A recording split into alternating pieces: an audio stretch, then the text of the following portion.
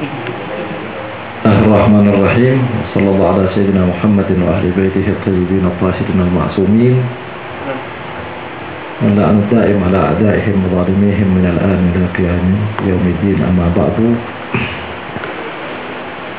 Ikhwani rahimakumullah. Assalamualaikum warahmatullahi wabarakatuh.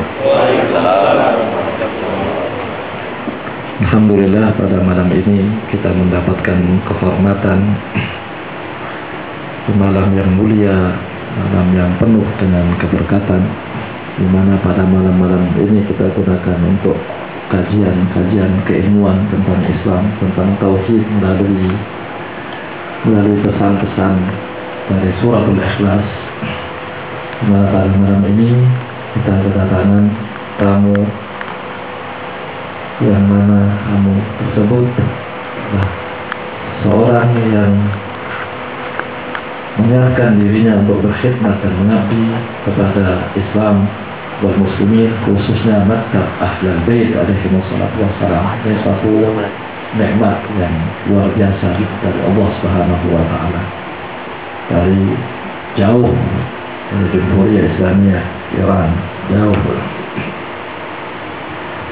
sampai ke sini, ini merupakan nikmat anugerah dari Allah Subhanahu wa taala, di mana keberadaan orang yang menyiapkan dirinya untuk menuntun umat manusia, mengenalkan umat manusia pada ajaran Nabi SAW, bahasanya Al-Quran adalah minnah, satu nikmat yang mana Allah Subhanahu wa taala minta pertanggungan jawab dari kita. Apakah kita menggunakan nikmat tersebut dengan baik atau enggak? Jadi An-Nabiul Mustafa Muhammad SAW Allah sebut sebagai minnah, anugerah dari Allah yang akan dipertanyakan. Keberadaan orang alim yang menyampaikan ajaran baginda Muhammad juga minnah dari Allah Subhanahu wa taala, anugerah dari Allah Subhanahu wa taala yang akan dipertanggungjawabkan oleh Allah, akan ditanya oleh Allah sejauh mana kita menggunakan nikmat tersebut. Oleh karenanya, Anda minta dari Sahibul Fadilah Syekh Muhsin Ali Zadeh untuk memberikan nasihat mau'izahnya kepada kita semua bil Arabiyah wa yutarjimuhu insyaallah Ustaz Hanif. Fadhil masykuran sih.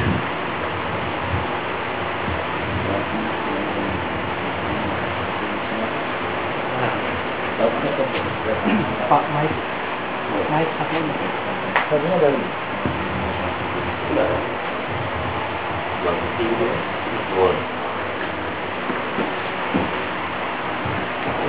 ada yang dekat ini. Ini ada apa?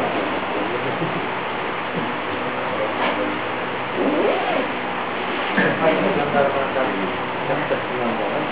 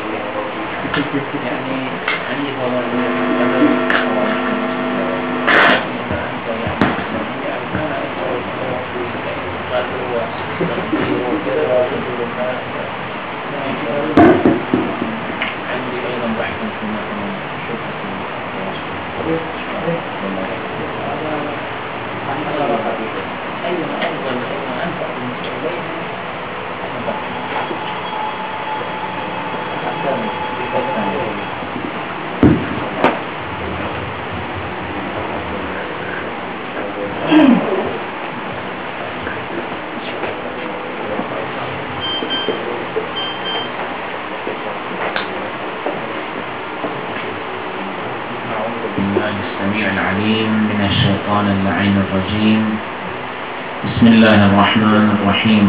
Alhamdulillahi Rabbil Alamin. Wa afdalu salatu wa taslim ala Sayyidina Muhammad wa alihi at-tayyibin at-tahirin. Allahumma salli ala Muhammad wa ali Muhammad wa ajil farajahum. Wa ala sahbihi al-muntajabin. السلام عليكم جميعا ورحمة الله وبركاته. وعليكم السلام ورحمة الله وبركاته. يقول رسول الله صلى الله عليه وآله وسلم في رواية أن ابن آدم عندما يموت يقطع صلته بالدنيا وكتاب عمله يختم ولا يقبل منه شيء ولا يضاف إلى كتاب عمله شيء إلا بعض الناس. البعض عندما يموتون لا يختم ولا يغلق كتابهم، بل يبقى الكتاب مفتوحا ويضاف إليه شيء من الحسنات أو من السيئات. يعني الرجل ميت انتقل إلى الآخرة، دفن تحت التراب، ولكن يضاف إلى حسناته يوما بعد يوم، يضاف إلى سيئاته نستجير بالله يوما بعد يوم. من هم الذين إذا يموتون لا ينقطع ولا يغلق كتابهم؟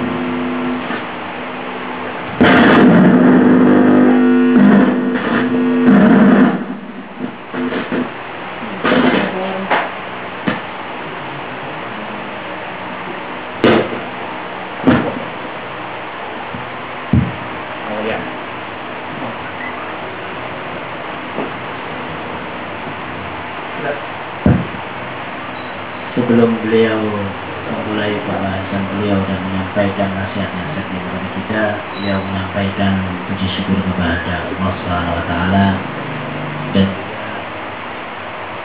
salawat serta salamnya kepada junjungan Nabi besar Muhammad SAW dan kepada keluarganya dan juga kepada seluruh sahabat yang selalu patuh dan tunduk pada Rasulullah.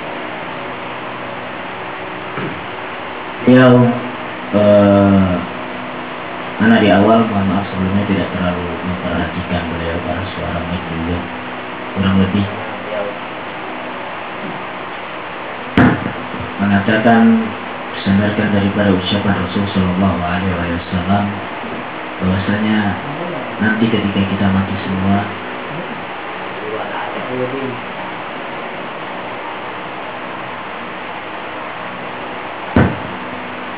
ketika kita berada di dalam tanah dan dikubur serta nanti akhirnya dibangkitkan di akhirat, kita semua akan disodorkan sebuah kitab yang mana buku tersebut adalah catatan amal kita atau amal buruk kita selama di dunia ini. Itu semua tidak akan pernah terlewatkan dari pandangan Tuhan dan juga catatan Tuhan yang tentunya semuanya akan dimintai pertanggungjawaban oleh Allah Subhanahu wa Ta'ala. Jikalau baik, maka kita akan mendapatkan kebaikan daripada Allah Subhanahu wa Ta'ala, dan jika itu buruk, kita pun akan terima konsekuensi yang akan diberikan oleh Allah Subhanahu wa Ta'ala.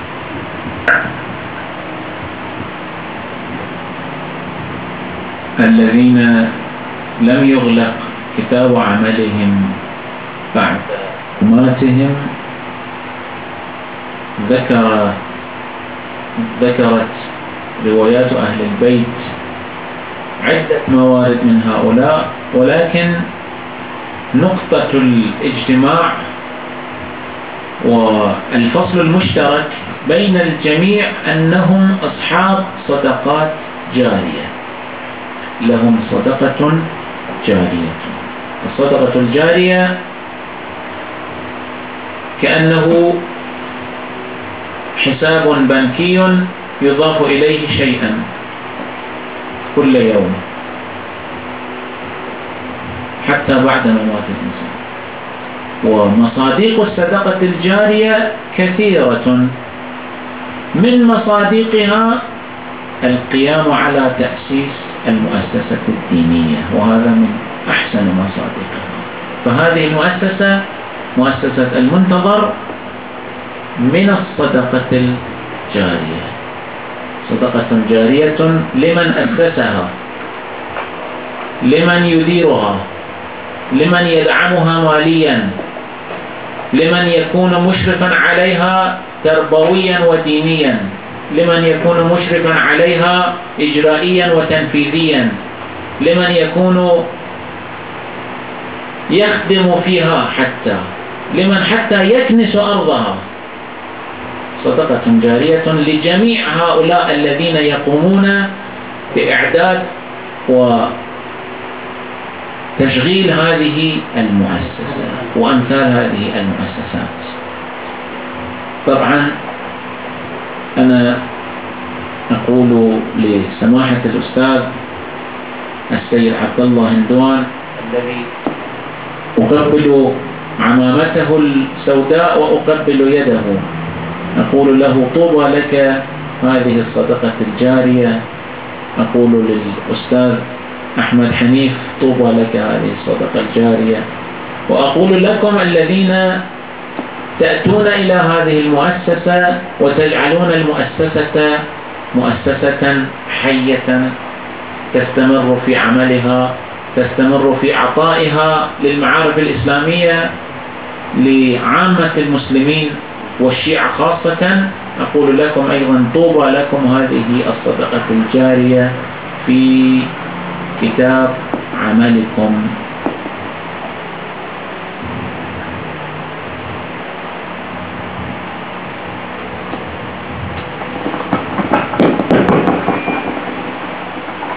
Beliau melanjutkan bahwasanya setiap orang yang sudah wafat, mungkin ini kaitan yang pertama tadi, bahwasanya seluruh catatan buku amalnya telah tertutup seluruhnya.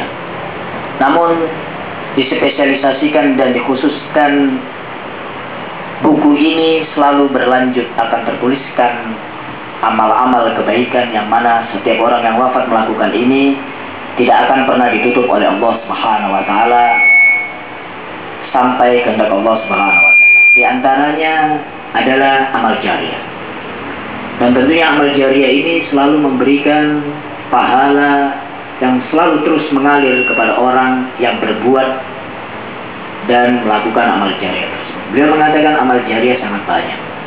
Dan bukti contoh yang konkret yang terdekat dengan kita, beliau mencontohkan seperti bangunan yayasan kita ini.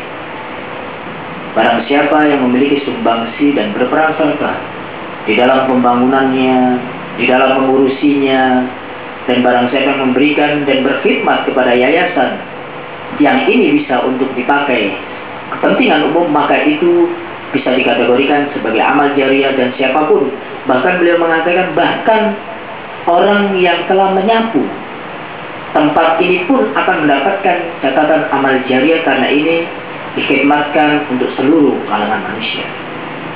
Sehingga beliau juga melanjutkan bahwasanya kehadiran kita pun berada di sini dan kemudian mengikuti pengajian-pengajian yang ada. Ketika kita semuanya ikut turut serta berhubungan dengan bentuk seperti Yayasan Al-Muntadhar ini, maka akan dicatat oleh Allah Subhanahu wa taala adalah sebuah bentuk amal jariah. Dan meskipun kita sudah di dalam kubangan tanah dan terkubur, selalu amal pahala kita selalu mengalir dan menghiasi buku-buku kita. Beliau juga menyampaikan bagaimana ketika seorang yang mendidik di sini, memberikan pengajaran di sini, beliau menyampaikan pada Ustaz Abdullah Al-Hindwan, bagaimana ketika kita menerima beliau dan memberikan bakti kita kepada orang yang memberikan kebaikan kepada kita, yaitu mengantarkan kepada ajaran Ahlul Bait alaihi wassalam, itu pun merupakan amal jariah. Karena kita ikut menopang dan mendukung berjalannya pendidikan suci ilahi. Dan tentunya ini semua bukan cuma sebatas sesuatu yang khusus tentang kita ajaran Ahlul Bait SAW, tapi lebih luas juga, tentunya juga berkenaan dengan ilmu-ilmu umum dan kepentingan-kepentingan umum. هذه كانت مقدمة. وإلا بالنسبة الكلام في التوسل، نحن الشيعة نتوسل بالأئمة الأطهار عليهم ألاف التحية والثناء. لدينا دعاء توسل، نتوسل بهؤلاء المعصومين عليهم السلام واحدا تلو الآخر. نتوسل بالنبي الأكرم بالإمام علي عليه السلام وفاطمة الزهراء وهكذا إلى الإمام المنتظر عجل الله تعالى فرجه. السؤال هو هذا: لماذا الشيعي لا يذهب إلى باب الله عز وجل بشكل مباشر؟ ألا يصل يد الشيعي إلى باب الله؟ هل باب الله بعيد عن الشيعي؟ لماذا الشيعي ليس مثل السنة؟ السنة دائما يقولون يا الله، ولكن الشيعي يقول يا محمد، يقول يا علي. هل الله أكمل؟ هل الله أحسن أم علي أم محمد؟ هذه شبهة. هذا سؤال موجه إلينا، نريد أن نتحدث حول هذا السؤال. Beliau mengatakan bahwasanya amal jariah tadi yang sedikit dibahas adalah merupakan prolog, merupakan mukadimah, dan kita membahas berikutnya yaitu berkenaan dengan tawassul. Tawassul sebagaimana mestinya yang kita lakukan dan kita baca bersama-sama pada malam Rabu atau di malam-malam yang lain berdasarkan dengan kepentingan kita bertawassul secara urut, mulai daripada Rasul Shallallahu Alaihi Wasallam, Amirul Mukminin, Sayyidatul Arab, sampai kepada Sahibil Asri Wasallam. Sebuah pertanyaan penting yang harus kita hadirkan di dalam kepala kita dan juga kita perlu jawab bersama-sama. Mengapa kita bertawassul kepada mereka?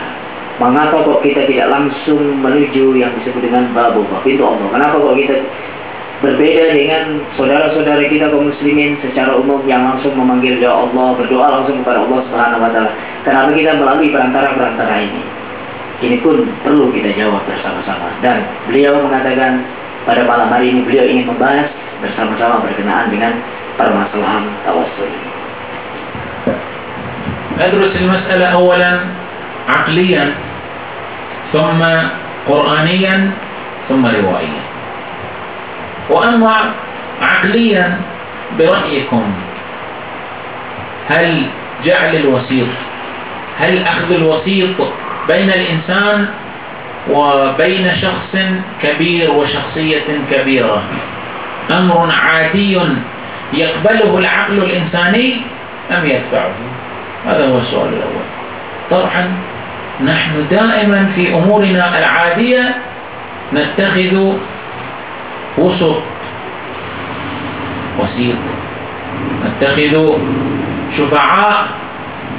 أنت تريد أن ترسل رسالة إلى رئيس الجمهورية، أنت لا تصل يدك إلى رئيس الجمهورية، حتى إلى قائم مقام في هذه المدينة لا تصل يدك، ولكن عندكم جار أو قريب هو يعمل في الحكومة، تعطي هذه الرسالة له، تقول أوصل هذه الرسالة إلى رئيس الحكومة. من حيث العقلي الإنسان يتخذ عادة الوسيط. اتخاذ الوسيط ليس أمرا غير عقلي. Beliau mengatakan ada jawaban berkenaan dengan tawassul ini kita bisa bersandarkan dengan 3 hal. Yang pertama adalah logika, yang kedua adalah menggunakan dengan ayat-ayat suci Al-Quran, dan yang terakhir adalah berkenaan dengan riwayat-riwayat. Beliau mengupas pertama itu berkenaan dengan logika, berbicara bahwasanya permasalahan perantara itu adalah sesuatu yang sangat umum dan itu adalah sesuatu yang lumrah. Di dalam kehidupan kita sehari-hari pun kita membutuhkan seorang perantara, entah itu baik yang kecil meminta perantara kepada yang besar dan lain sebagainya. Bahkan kalaupun kita ingin berurusan dengan kepala negara, presiden sepertinya, atau pemimpin kota ini seperti wali kota dan lain sebagainya, tidak bisa kita akan mampu langsung bertemu dengan beliau, tidak bisa kita mampu berhadapan dengan beliau. Harus mencari mungkin dari orang yang kita kenal, dari kerabat kita, untuk menyampaikan kita sehingga kita bisa berangkat dan bertemu dengan orang yang ingin kita ketemu. Ini adalah kehidupan normal dan ini yang memang kita lakukan keseharian. Di dalam keseharian kita selalu kita membutuhkan perantara apapun itu bentuknya. Dan ketika kita ingin melakukan sesuatu tanpa menggunakan perantara, ini sangat tidak rasional dan ini tidak logis. ولكن الكلام لا ينحصر في عدم وصول اليد، وإلا يدنا يصل إلى الله عز وجل. ولكن الكلام في أنه بعض الأمور البسيطة والجزئية لا تحتاج إلى أن نقول به عند الله عز وجل. لا، أحيانا الإنسان إذا يكون له أمر بسيط لا يقول هذا عند رئيس الجمهورية، لا، يذهب إلى رئيس البلدية، يذهب إلى أحيانا حتى أقل من رئيس البلدية، لا يأخذ وقت رئيس البلدية دائما، يقول إلى مدير متوسطا في البلدية. أحيانا ليس الأمر بسيط، الأمر مهم جدا، ولكنه الإنسان يحس بأنه واحد أقرب منه من الآخر. مثلا نحن في إيران عندما نريد أن نتزوج بعضنا لا يقول لوالده أنا أريد أن أتزوج، يخجل من والده، يذهب إلى والدته ويتكلم معها. هل الوالدة أعلى وأفضل وأكثر استعدادا لتنفيذ الأمور ولإجراء الأمور أو الوالد؟ طبعا الوالد هو المهم، ولكن هو يحس بأنه أقرب من الوالدة، هو قريب من الوالدة، ولربما يعني الوالد أبعد منه، يحس بارتياح مع والدته، ولهذا يقول إلى والدته. Sebenarnya permasalahan perantara ini, perbedaan sebagaimana yang beliau contohkan tadi berkenaan dengan manusia, ini permasalahan tidak sepele, karena ini permasalahan adalah antara hamba dan Tuhan. Bahkan dengan permasalahan dengan manusia pun tidak bisa kita anggap sepele, bahkan itu bisa menjadi sebuah kegagalan ketika ingin kita bertemu. Tidak harus kita bisa bertemu dengan seorang presiden tanpa melalui perantara, mulai dari daerah kita lobby dan lain sebagainya. Ini adalah sesuatu yang sangat besar. Ada yang perlu banget saya terjemahkan. Beliau mengatakan di awal tadi berkenaan dengan tawasul, kenapa kita harus melalui harus menyebut Muhammad dulu, Ali dulu, atau Fatimah dulu, tetapi bukan Allah. Apakah Allah lebih apakah mereka ini lebih sempurna atau Allah dan lain sebagainya? Sama seperti yang beliau contohkan. Seperti contoh kita saja kalau berada di Iran, ketika kita ingin menikah, bahwasanya takut kita untuk berbicara kepada orang tua kita, kepada ayah kita, tetapi kita lebih memiliki kedekatan untuk menyampaikan hajat kita untuk menikah ini adalah kepada ibu kita. Bukan berarti ibu ini kedudukannya lebih tinggi. Tentu kedudukan yang lebih tinggi menurut pandangan beliau tadi adalah seorang ayah. Namun ayah ini memiliki kedekatan spesial yaitu kepada ibu. Makanya kita melakukan pembicaraan komunikasi melalui ibu agar apa yang kita mintakan dan hajat kita melalui perantara seorang ibu ini yang disampaikan kepada ayah, maka hajat kita itu bisa terselesaikan. نحن نحس بأنه لنا ذنوب عند الله عز وجل، نحن خالفنا بعض أوامر الله عز وجل ونخجل من الله عز وجل، ولنطلب بعض الأمور نذهب إلى باب الحسين، يقول يا حسين أنا أريد هذه النعمة، تلك النعمة، أنا أريد مثلا زوجة صالحة لمن ليس له زوجة، أنا أريد ولدا صالحا لمن ليس له ولد، وهكذا. فهم باب الحوائج، وإلا هو ليس المنتهى، هو ليس المقصود، لا هو باب المقصود.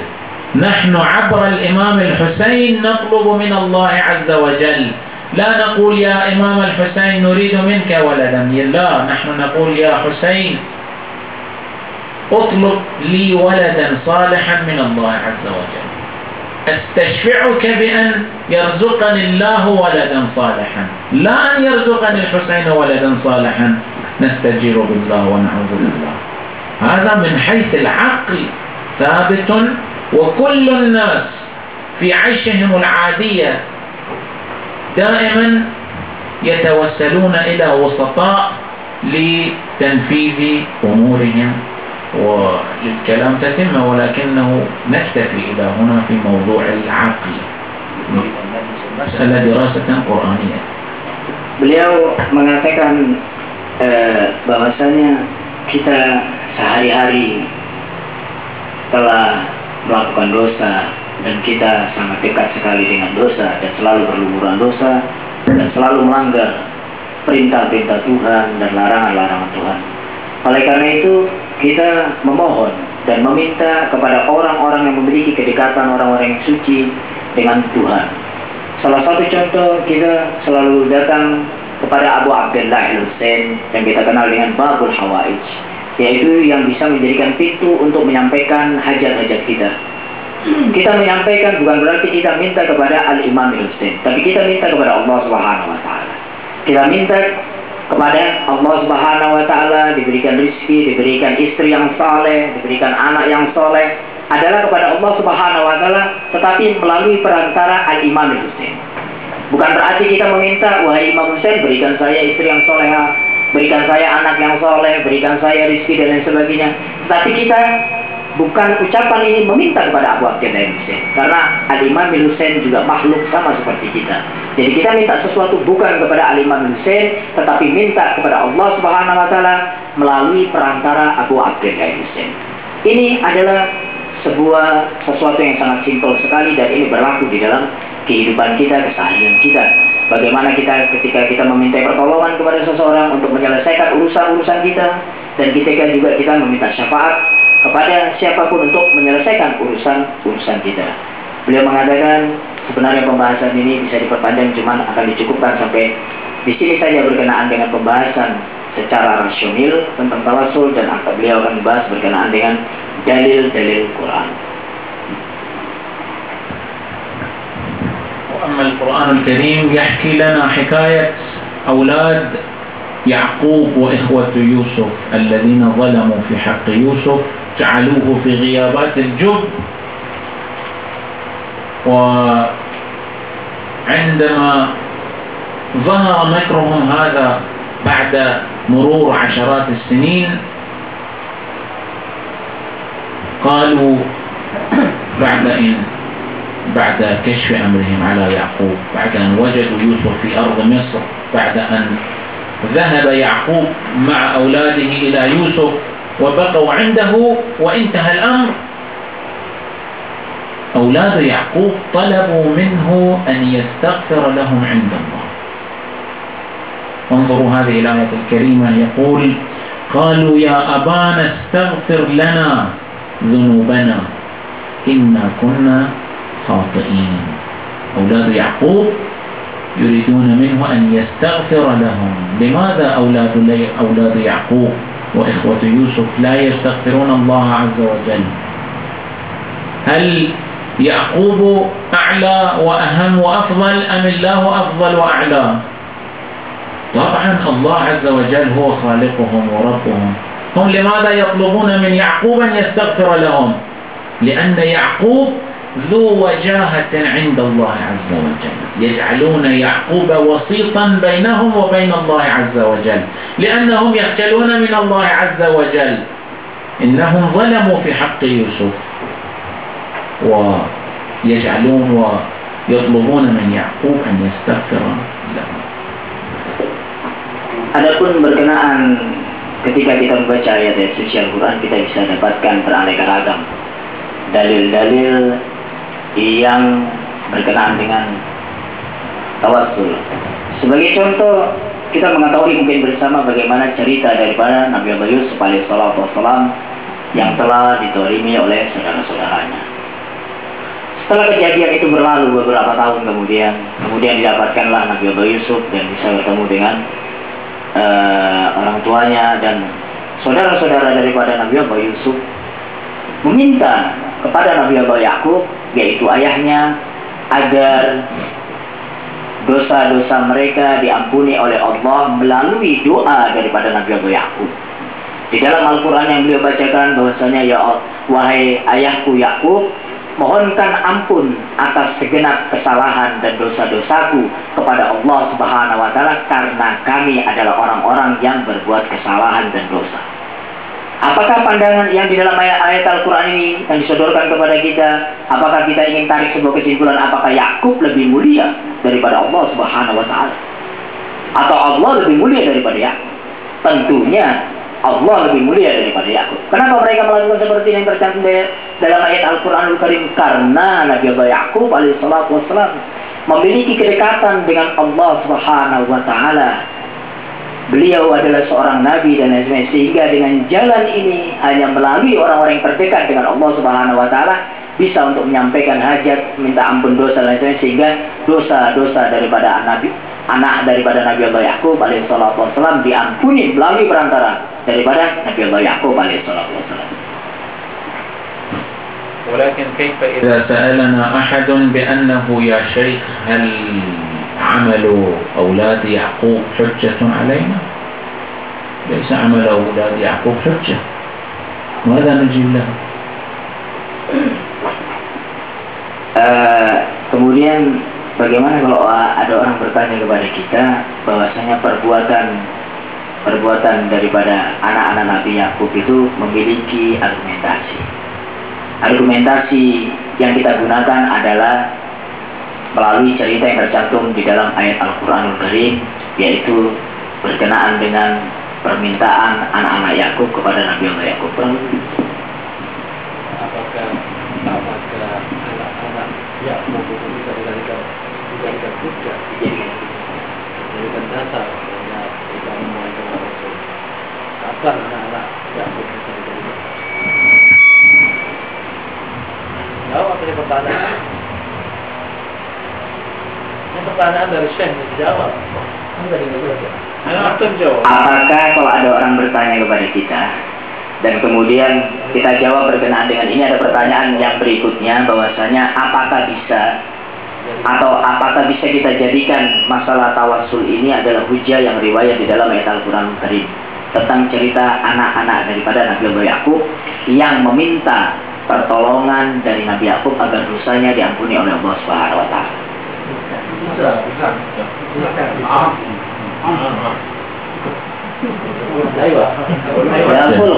نعم. فعل أولاد يعقوب ليس حجة.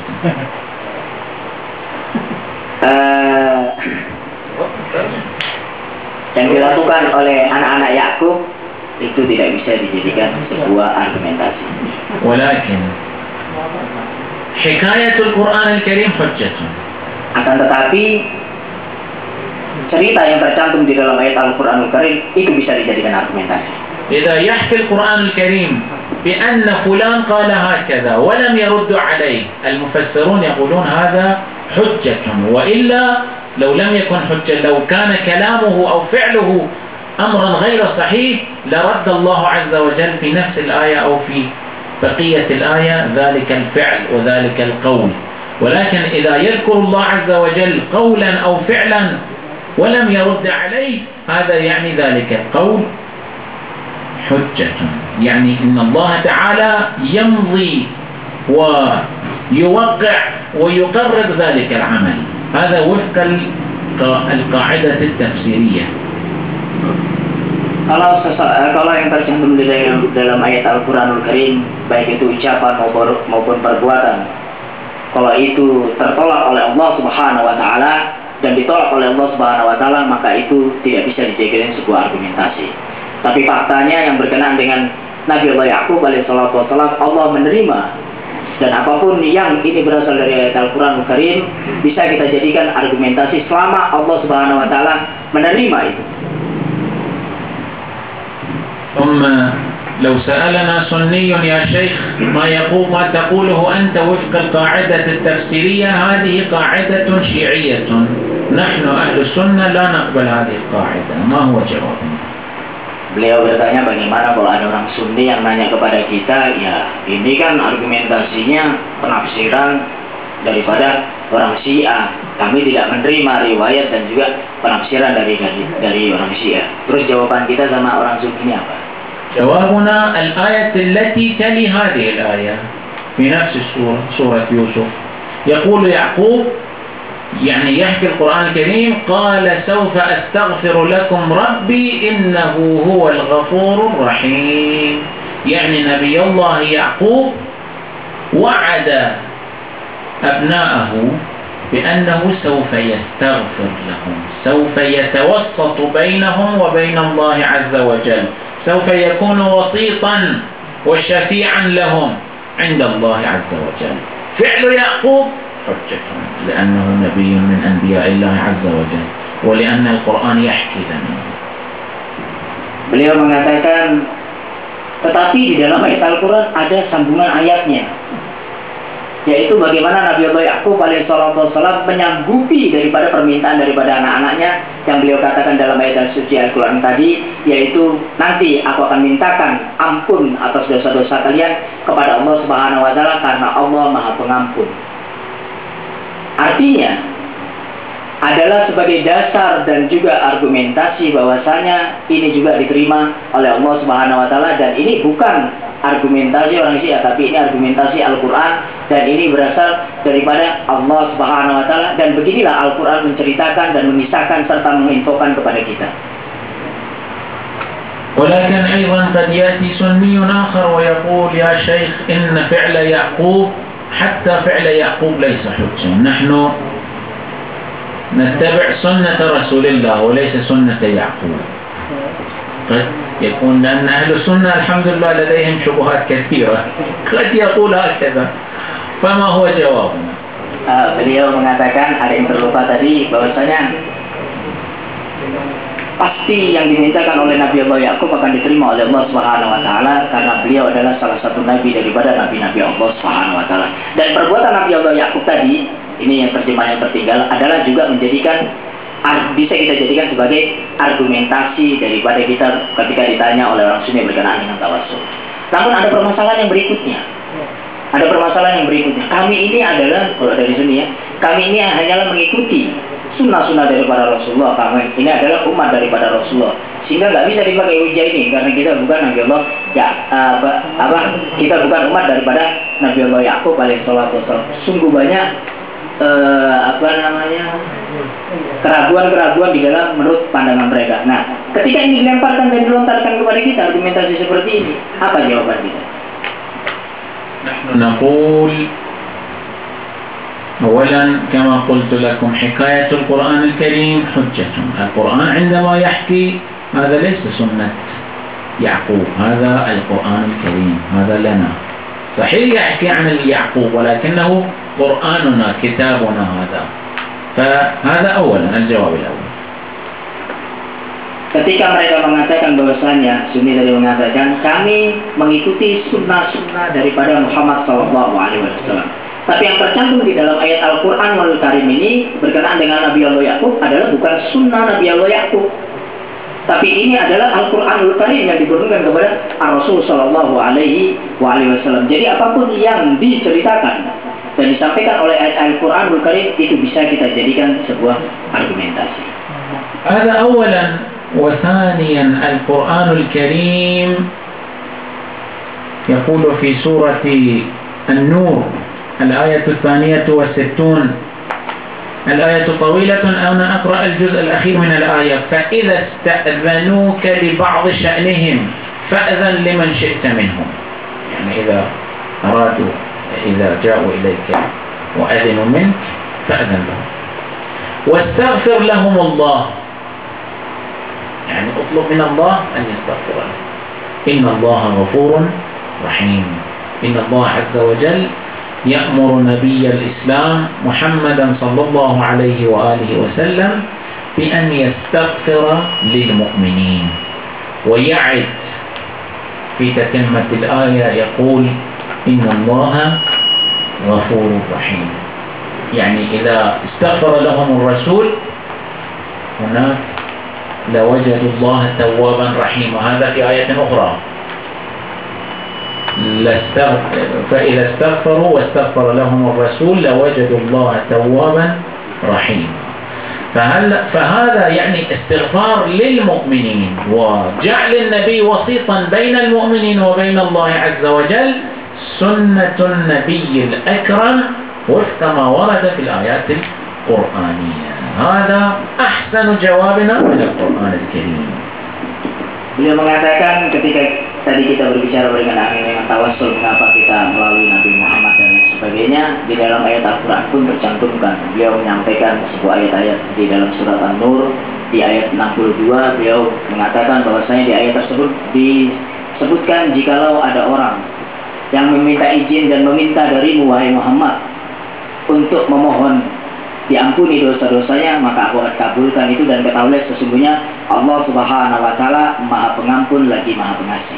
Dan di lain ayat pula yang lain yang berbeda, yaitu disebutkan juga Allah Subhanahu wa Ta'ala adalah Maha Pengampun dan lagi Maha Pengasih. Artinya sentralisasi dari jalan ampunan kepada kaum mukminin di zaman Ar-Rasul Sallallahu Alaihi Wasallam sampai hari kiamat kelak adalah pintunya adalah Ar-Rasul Sallallahu Alaihi Wasallam. Rasulullah adalah pintu untuk memohon sesuatu kepada Allah Subhanahu Wa Taala. Ini adalah tekanan daripada ayat Al-Quranul Karim, dan ini kita sebagai umat Muhammad mengikuti sunnah Rasul ini, yaitu apa? Melalui jalan daripada Ar-Rasul Sallallahu Alaihi Wasallam.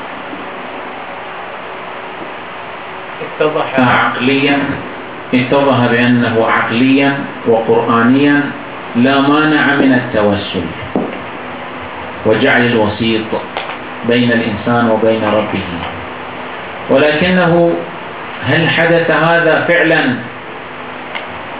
في سنة رسول الله؟ هل اتخذ رسول الله وسيطا بينه وبين الله عز وجل؟ هل توسل رسول الله بأحد؟ أم هل قبل رسول الله توسل الآخرين بنفسه مثلا؟ أم هل توسل الصحابة الذين هم عند أهل السنة كلهم عدول؟ الصحابة فعلهم حجة عند أهل السنة، يقولون أن هؤلاء عدول عادلون يعني. هل توسل الصحابة بالنبي الأكرم؟ هذه أسئلة جواب كلها نعم. جواب الأول نعم، ثاني نعم، ثالث نعم، ولكل منهما قصص تاريخية متعددة. توسل النبي بالأنبياء الآخرين نعم صحيح، ووقع في قصص حياة النبي صلى الله عليه وآله وسلم. توسل الناس بالنبي الأكرم في زمانه حدث هذا فعلا. توسل الصحابة بالنبي الأكرم هذا وقع في زمن النبي.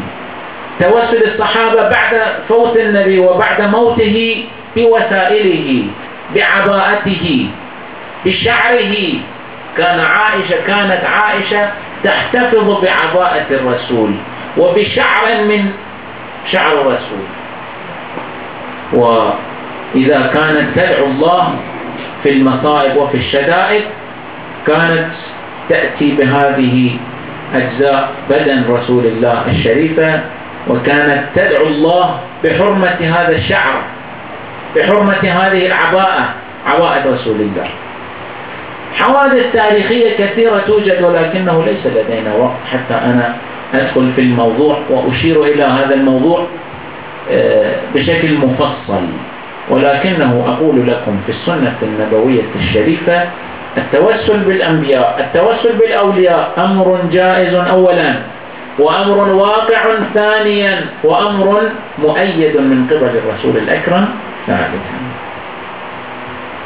Beliau mengatakan kita tadi telah mendapatkan beberapa contoh-contoh baik berkenaan dengan tawassul, perilaku-perilaku dan aktivitas-aktivitas tawassul berperantara baik secara akli maupun Al-Quran. Namun pertanyaan berikutnya adalah, pernahkah kita dapatkan di dalam aktivitas kehidupan di zaman Rasulullah?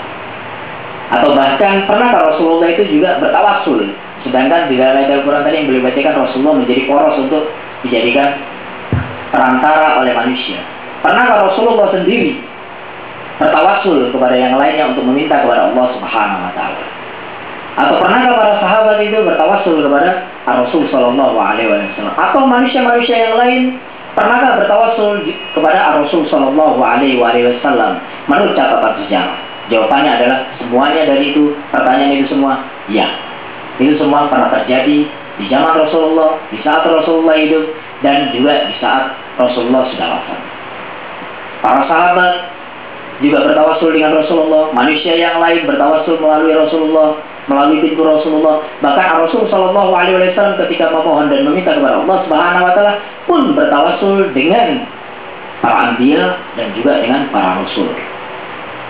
Bahkan di dalam riwayat disebutkan ketika beliau menyampaikan riwayat daripada Aisyah bagaimana peninggalan daripada Rasul Shallallahu Alaihi Wasallam, baik rambut dan lain sebagainya, ketika dalam kondisi terjepit dan lain sebagainya, meminta kepada Allah Subhanahu Wa Taala atas hak kehormatan dan hak yang dimiliki oleh pemilik rambut ini, yaitu Rasul Shallallahu Alaihi Wasallam. Dan semuanya melakukan, banyak sekali yang melakukan seperti itu dengan apa segenap bentuk peninggalan daripada Rasul Shallallahu Alaihi Wasallam. لما توفيت فاطمة بنت أسد والدة الإمام علي عليه السلام، لأن الرسول ترعرع في بيت فاطمة بنت أسد وبيدها، ولأن أبا طالب هو الذي كفل الرسول الأكرم، والرسول الأكرم نشأ وكبر في بيت والد الإمام علي عليه السلام أبو طالب عليه السلام. ففاطمة بنت أسد كان الرسول يقول لها يا أماه، فلما توفيت أم علي عليه السلام حفروا لها قبرا، ولكن قبل أن يضعوا الجنازة في القبر دخل النبي الأكرم في القبر وقال الله الذي يحيي ويميت وهو حي لا يموت، اغفر لأمي فاطمة بحقي وبحق الأنبياء الذين من قبلي. هنا الرسول الأكرم يتوسل بالأنبياء الذين من قبله ويطلب من الله عز وجل أن يغفر لفاطمة بنت أسد بحق الأنبياء السابقين. لماذا ذكرت هذه الرواية؟ لأن بعض أهل السنة أتوا إلى هنا وقبلوا التوسل بالأحياء، قالوا نعم التوسل بالنبي وهو حي لا بأس به، ولكن التوسل بالنبي وهو ميت هذا فيه إشكال. نحن نقول أولا النبي الجزء الأشرف منه ليس ميت، لأن الجزء الأشرف من الإنسان هو روحه وليس جسده، الجسد ليس بشيء، الجسد من التراب والروح من الله عز وجل. جسد النبي ميت، إنك ميت وإنهم ميتون، ولكن روحه ليس ميت. ولو قبلنا بأنه التوسل بروح الحي والجسد الميت، أهل السنة إخواننا لا بأس، يستشكلون. نحن نقول فكيف توسل النبي الأكرم بالأنبياء الذين من قبله؟ بحقي وبحق الأنبياء الذين من قبلي اغفر لأمي فاطمة. هذا سند محكم ووثيقة محكمة لإثبات شرعية التوسل بالأنبياء والأولياء والصلحاء. Beliau menyampaikan riwayat saat Fatimah binti Asad, bunda daripada Al-Imam Ali bin Abi Thalib alaihissalatu wassalam, istri daripada Abu Talib, ketika wafat Rasul Sallallahu Alaihi Wasallam sangat bersedih sekali, dan ada panggilan yang sangat melekat pada diri Fatimah binti Asad dari mulut Rasul Sallallahu Alaihi Wasallam, yaitu ya Ummah. Beliau memanggil Sayyidah Fatimah binti Asad dengan panggilan ibu, karena Abu Talib alaihissalam yang menjaga dan mengayomi serta melindungi daripada Rasul Sallallahu Alaihi Wasallam. Dan Rasulullah sendirilah ketika wafatnya Fatimah binti Asad ini menggali kubur daripada yang diperuntukkan bagi Fatimah binti Asad, bunda daripada Amir Mukminin Ali bin Abi Thalib. Kemudian sebelum kuburan ini ditutup, Rasulullah juga turun ke dalam kuburan dan memohon kepada Allah Subhanahu wa taala dengan menyebut, wahai yang maha menghidupkan, wahai yang maha mematikan, wahai yang maha hidup yang tidak pernah mati, dengan hak yang dimiliki olehku, bilang Rasul sallallahu alaihi wasallam, dan hak para anbiya sebelumku, para nabi-nabi sebelumku, ampunilah dosa daripada ibu kini, yaitu Sayyidah Fatimah binti Asad, bunda daripada Amirul Mukminin Ali bin Abi Thalib alaihissalam. Ini adalah merupakan bukti konkret dan juga argumentasi bahwasanya Rasul sallallahu alaihi wasallam bertawassul melalui nabi-nabi sebelum daripada Rasul sallallahu alaihi wasallam. Nabi-nabi sebelum daripada Rasul sallallahu alaihi wasallam yang semuanya adalah sudah wafat. Oleh karena itu banyak sebagai kelompok daripada saudara-saudara kita mengatakan kepada kita, kami memang mengambil perantara dan mengambil pembantu untuk merealisasikan urusan kita itu kepada orang yang hidup, bukan kepada orang yang mati. Sehingga ketika kita berargumentasi dengan ini dijadikan sebuah permasalahan bagi mereka. Tapi kita bagi para pecinta Ahlul Bait SAW meyakini bahwasanya jiwa-jiwa yang mulia, manusia-manusia yang mulia di sisi Allah Subhanahu wa taala, mereka adalah hidup. Rasulullah SAW beliau katakan memang jasadnya wafat, tetapi ruhnya selalu hidup. Sehingga bisa kita meminta melalui Rasulullah SAW agar segala permohonan kita dikabulkan oleh Allah Subhanahu wa taala, sebagaimana Rasulullah bertawassul melalui nabi-nabi sebelumnya, yaitu yang sudah wafat juga. Ini menandakan bahwasanya manusia-manusia yang mulia di sisi Allah Subhanahu wa taala adalah tetap hidup. هذه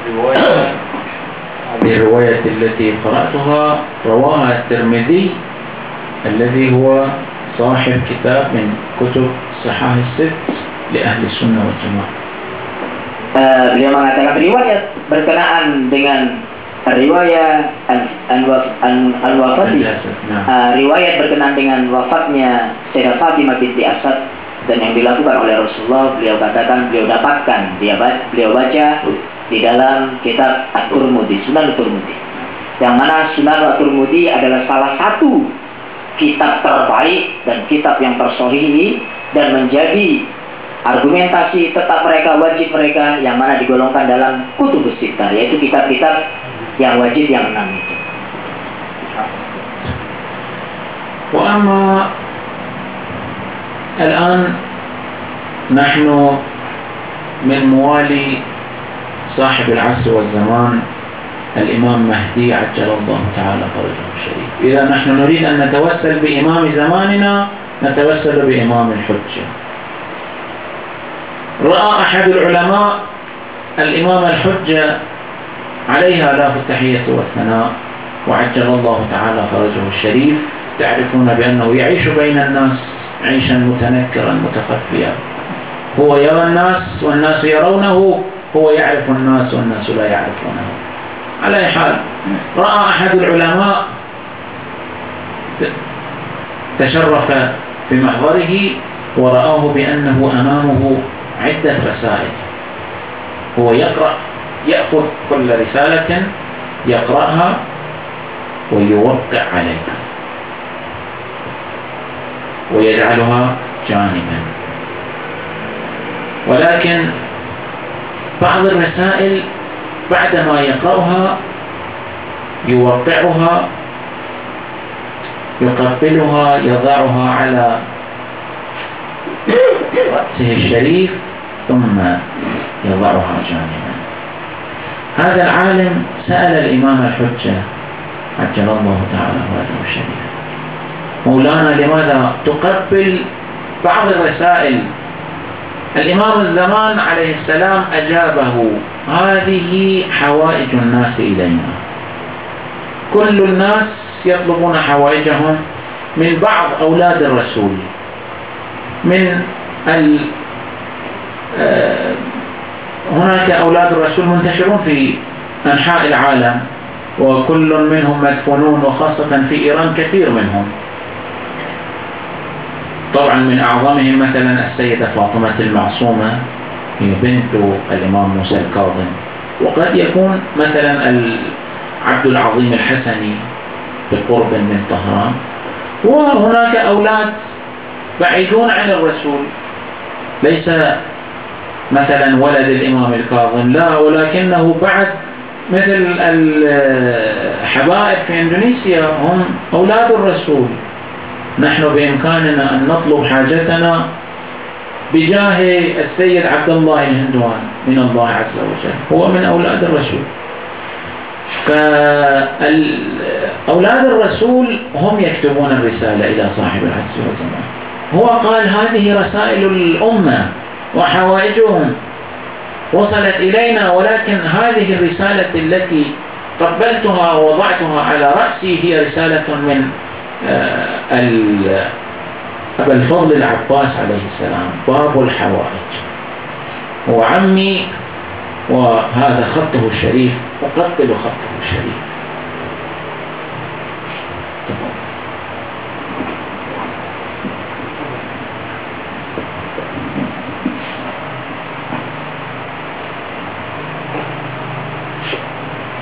Terakhir beliau mengingatkan kita akan keagungan dan kebesaran imam zaman Rasulullah Ta'ala Al Syarif, di mana tawassul kita kepada sahibul zaman, kita ungkapkan hajat-hajat kita kepada sahibul zaman. Salah satu ulama melihat sahibul asri wal zaman Rasulullah Ta'ala Al Syarif. Sebelumnya kita harus yakini bahwa imam zaman ini kita yang gaib daripada imam zaman. Imam zaman melihat kita, imam zaman menyaksikan kita, sementara kita tidak bisa melihat beliau. Imam zaman hidup bersama kita, tetapi kita tidak mengenalnya, tidak mengetahuinya. Dan salah seorang ulama melihat sahibul asr wal zaman, menyaksikan sahibul zaman, di mana di depan sahibul zaman ini penuh dengan surat-surat, di mana itu surat-surat yang merupakan permohonan hajat dari umat. Imam zaman membacanya, kemudian meletakkan di samping, membaca dan meletakkan di samping. Dan sebagian daripada surat tersebut setelah dibaca oleh sahibul zaman, imam zaman menciumnya, letakkan di dahinya. Si alim tersebut bertanya kepada sahib asr wal zaman, wahai sahib zaman, surat apa ini? Surat apa? Jadi para pecinta ahlul bait alaihi wassalatu wassalam dalam tawassulnya, mereka juga bertawassul kepada dzurriyyatun Nabi, anak cucu Nabi sallallahu alaihi wasallam. Anak-anak cucu Nabi dijadikan tempat tawassul. Ya, di Iran, di mana-mana, di khususnya ada kuburan yang menjadi tempat tawassulnya para pecinta ahlul bait dalam hajat-hajat mereka, yakni Sayyidah Al-Ma'sumah, putri dari Al-Imam Musa Al-Kadhim. Kemudian di Tehran, di Rai, itu ada kuburan Syekh Abdul Azim Al-Hasani, juga tempat tawassulnya para pecinta ahlul bait alaihi wassalam. Dan lalu bahkan bukan putra langsung imam, bukan putra langsung Nabi, yakni cucu jauh Nabi pun jadi tempat tawassul. Karena di Indonesia para habaib itu juga jadi tempat tawassul. Tadi contohkan dia, karena masih hidup, dijadikan contoh. Nah, ini bijahi Sayyid Abdullah Hinduan saja. Insyaallah. Jadi bukan melihat Abdullah Hinduannya di sini, karena melihat bahwa darah yang mengalir di Abdullah Hinduan ini adalah menyambung dengan Rasulullah Mustafa Muhammad sallallahu alaihi wasallam. Salawat. Allahumma shalli ala Muhammad wa ali Muhammad. Allahumma shalli ala Muhammad.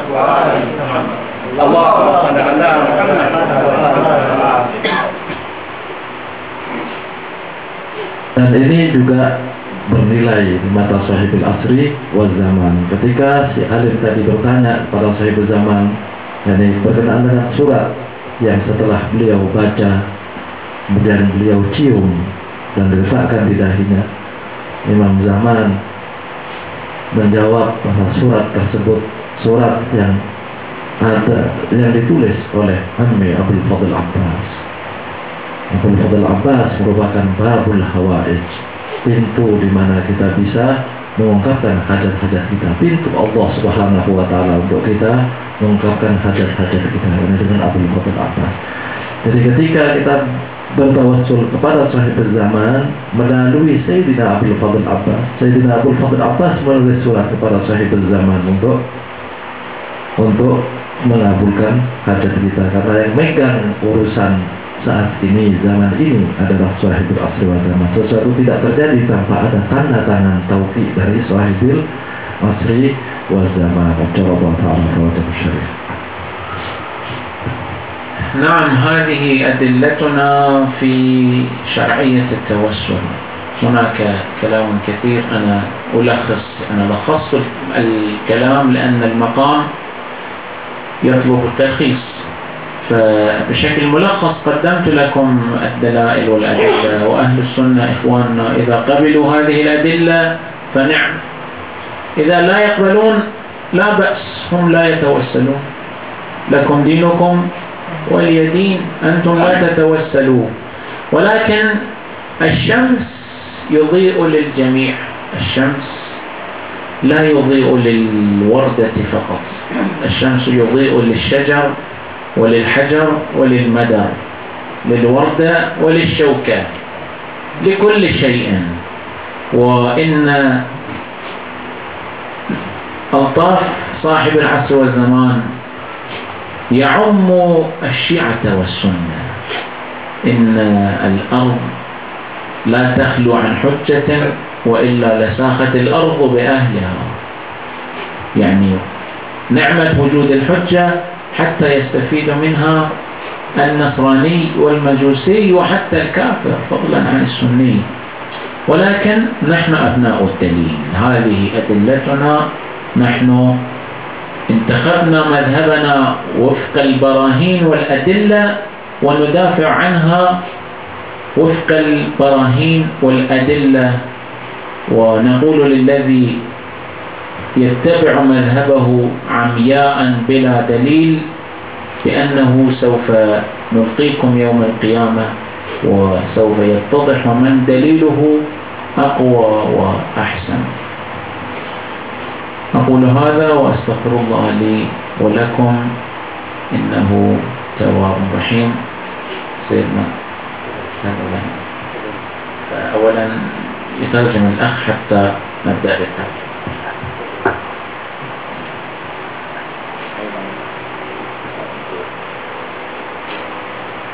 Sudah sangat jelas secara argumentasi berkenaan dengan dibolehkannya tawassul, bahkan disyariatkannya tawassul, yang mana dikuatkan dengan dalil logis, argumentasi logis, argumentasi Quran nakli, argumentasi tekstual dari Quran dan riwayat. Kalau saudara-saudara kita sebenarnya ahlu sunnah ini dalam tanda kutip Wahabi maksudnya. Jadi ketika mereka menerima argumentasi kita, ya alhamdulillah. Ya kalau tidak menerima dengan dalil yang begitu kuat, sudah dikuatkan oleh akal, dikuatkan oleh syariat, riwayat, Quran dan sunnah Nabawiyah Sallallahu Alaihi Wasallam, ya kita katakan kepada mereka, ya tidak apa-apa, kalian jangan lakukan tawassul, kami tetap bertawassul. Ya, karena apa? Karena kita yakin bahwa matahari itu tidak hanya menyinari sebagian. Matahari tidak hanya menyinari bunga mawar, bukan rantingnya atau durinya. Tidak, semuanya mendapatkan sinar matahari. Jadi sahibul asri wal zaman, anugerah sahib, keberkatan dari keberadaan sahibul asri wal zaman mencakup semuanya. Kasih sayang sahibul zaman mencakup semuanya, bukan hanya khusus Syiah. Bahkan orang kafir pun mendapatkan kasih sayang daripada sahibul zaman. Sementara sama seperti matahari menyinari apapun, baik itu batu, baik itu pohon, baik itu bunga, semuanya mendapatkan sinar matahari. Begitu juga sinar daripada kasih sayang sahibul asri wal zaman. Namun kita katakan kepada mereka kalau bahwa kita pengikut Ahlul Bait adalah umat yang selalu tunduk dengan argumentasi.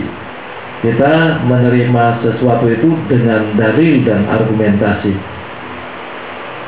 Kita membela sesuatu konsep yang mana konsep tersebut didukung dengan argumentasi yang kuat. Kalau tidak ada argumentasinya, ya kita tidak bela dan kita tidak ikuti.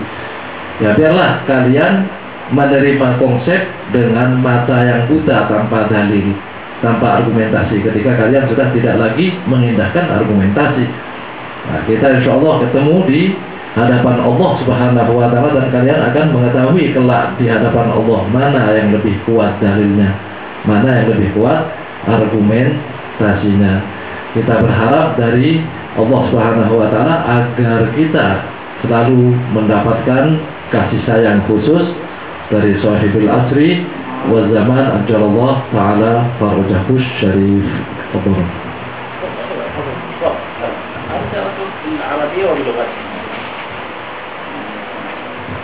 Bismillahirrahmanirrahim. Allahumma inna nas'aluka bismikal azimil a'zam al-'azzil ajallil akram.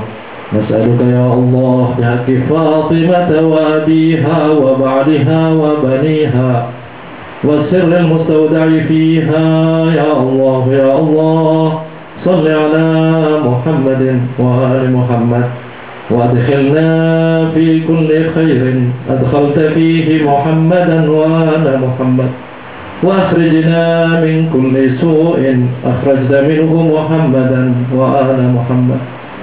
اللهم ارزقنا حياة طيبة حياة محمد وآل محمد ومماتا طيبا ممات محمد وآل محمد.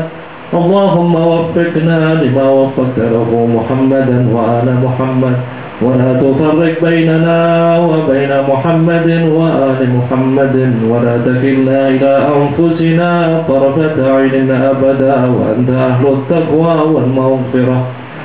Ya Allah, berkat keagungan Sayyidah Fatimah dan ayahandanya Rasulullah, berkat keagungan Amirul Mukminin Ali bin Abi Thalib, berkat keagungan putra-putra Fatimah dan rahasia Tuhan yang terkandung di dalamnya Sahibul Asri wal Zaman. Ya Allah, anugerahkan kepada kami kehidupan yang layak, kehidupan yang mulia sebagaimana kehidupan Sayyidul Wujud Muhammad dan keluarga sucinya. Ya Allah, anugerahkan kepada kami kematian yang mulia sebagaimana kematian Sayyidul Wujud Muhammad dan keluarga sucinya. Ya Allah, anugerahkan kepada kami taufik selalu untuk sukses membangun kebersamaan dengan Sayyidul Wujud Muhammad dan keluarga sucinya. Ya Allah, sedetik pun jangan kau pisahkan kami dengan Nabi Muhammad dan keluarga sucinya. Ya Allah, berkat keagungan Sayyidul Wujud Muhammad dan keluarga sucinya, ampunilah dosa-dosa kami, dosa-dosa kedua orang tua kami, dosa-dosa kakek kami, paman kami, bibi kami, dosa-dosa dari saudara-saudara kami dari kaum mukminin dan mukminat dimanapun mereka berada. Ya Allah, sirami mereka dengan rahmat dan kasih sayang-Mu. Yang telah meninggal dari mereka, ya Allah, sinari kuburannya dengan sinar dan nur cahaya Nabi Muhammad dan keluarga suci. Hiburlah mereka untuk dapat menyaksikan keindahan wajah Nabi Muhammad dan keluarga suci. Ya Allah, selamatkan kami semua kelak di padang mahsyar. Anugerahkan kepada kami, ya Allah, syafaat Nabi Muhammad dan keluarga sucinya. Ya Allah, berikan kepada kami kelak air dari telaga Kautsar dari tangan suci Amirul Mukminin Ali bin Abi Thalib sallallahu alaihi, agar kami tidak akan pernah merasakan haus dahaga setelah meminum air tersebut. Jangan halangi kami, ya Allah, berkat Amirul Mukminin Ali bin Abi Thalib, berkat Sahibul Asri wal Zaman dari air telaga tersebut. Ya Allah, berkat Nabi Muhammad dan keluarga sucinya. Jagalah, dukunglah, bantulah selalu para pejuang kaum muslimin, khususnya qaidina Al-Imam Ali Khamenei, menangkan beliau atas musuh-musuhnya, menangkan beliau ya Allah atas segenap konspirasi yang dilakukan oleh musuh-musuh Islam untuk melemahkan kaum muslimin. Menangkan pula ya Allah pemimpin kami Sayyid Hasan Nasrullah. Ya Allah, kuatkan barisan kaum muslimin di Hakim Muhammad wa Ali Muhammad. Ya Allah, hancurkanlah musuh-musuh Islam dari kelompok Yahudi, Nasrani dan kelompok-kelompok lainnya. Ya Allah, berkat bulan suci Ramadan dan berkat Nabi Muhammad dan keluarga sucinya, satukan barisan kaum muslimin.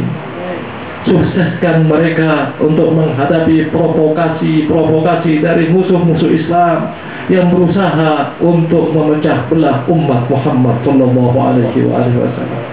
بحق سيدنا محمد وآل محمد وبحق سبحان ربك رب العزة عما يصفون وسلام على المرسلين والحمد لله رب العالمين.